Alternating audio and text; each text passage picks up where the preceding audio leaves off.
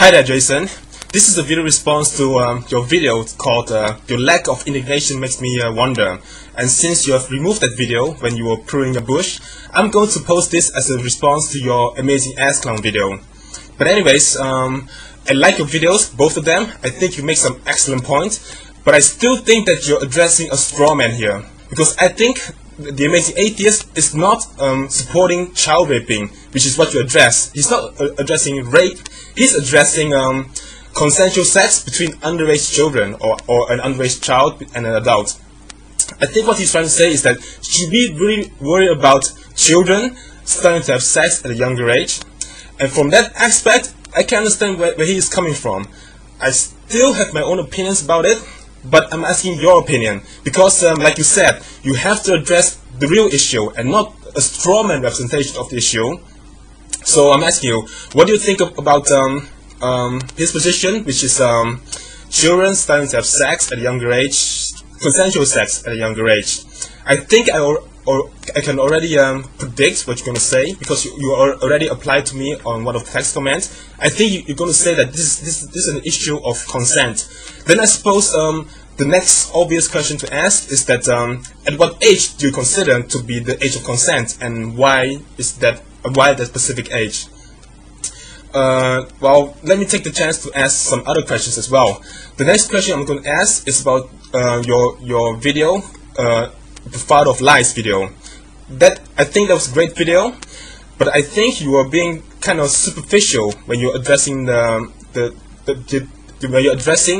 answer that God was only talking about spiritual death.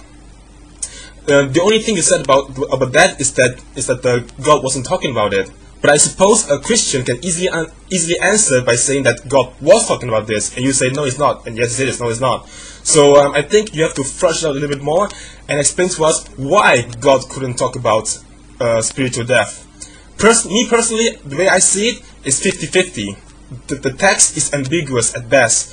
So it's 50-50, and the way a Christian would explain this is to say that God is without sin, and therefore he cannot lie, and therefore 50-50 becomes 100% for us. You already like addressed it in your Christian logic video, saying that it's a presupposition to think that. But I'm still going to ask you how you can flush it out further. Why couldn't God in that verse be talking about spiritual death? Why not?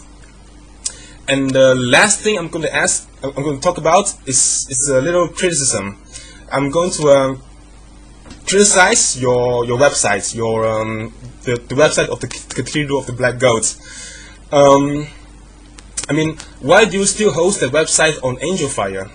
Maybe it's a matter of personal taste, but whenever I see a website on Angelfire, I tend to not take those sites seriously, because the way I see it, any 12-year-old can make a website on Angelfire.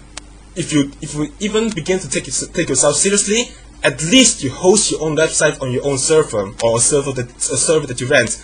Nowadays, a server can be rented for as less as $50 a month. So it is a little cost for a little professionalism. So why don't you host your website on your own server, but instead on Angelfire? Because whenever someone types in Satan or Satanism on Google, I think that you want your website to be at least on the first page or on the second page.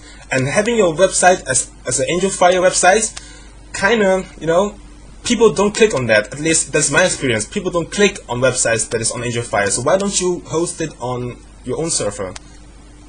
And the last remark I want to make is that I love your Venom X video.